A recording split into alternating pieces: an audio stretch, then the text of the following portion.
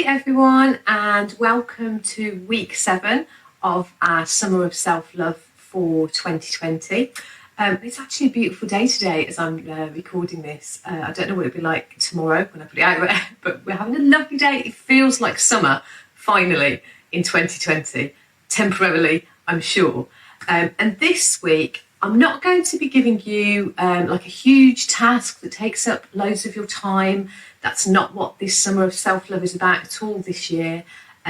Little bit of headspace I want to take up. That's all it is this week. A little bit of thinking, because what I wanted to talk about this week is how we give over headspace to how we look, and we put quite a lot more importance on that than it's really due to have, if that makes sense. So bear with me, okay?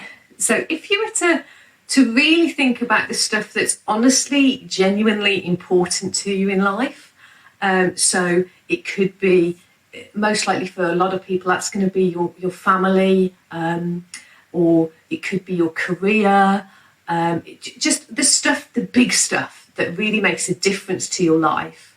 And then if you think about whether how you look has any effect on that stuff, then it's quite eye-opening. I did this at one point, and this is actually how I got more comfortable with how I look, because I realised that me looking better somehow, if I was prettier or had a better figure, that wouldn't actually have any ongoing impact on the things that I want to achieve in life.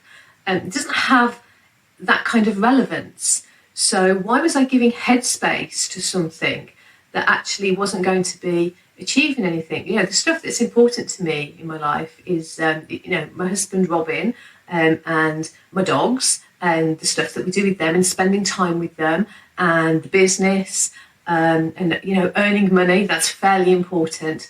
None of these things are dependent on how I look. You know, I don't need to look a certain way to achieve the actual things that I want to achieve in life.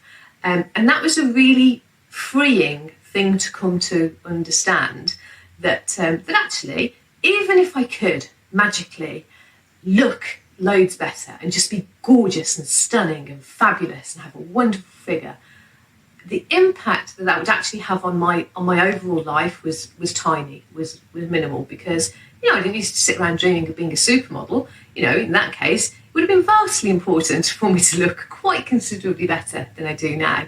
But actually, that's not something that's ever been on my radar to start with. So the things that I actually want in life are nothing to do with how I look. It doesn't have an impact. And if you can get to that point and understand that we are giving a ton of headspace over to something almost irrelevant in the scheme of things, then it's a really freeing thing to do, because we're just putting more importance onto something that is not, in the scheme of things, it's just not as important as we make it. And I say as we make it, we're bombarded with messages that tell us that this stuff is important, and it kind of isn't.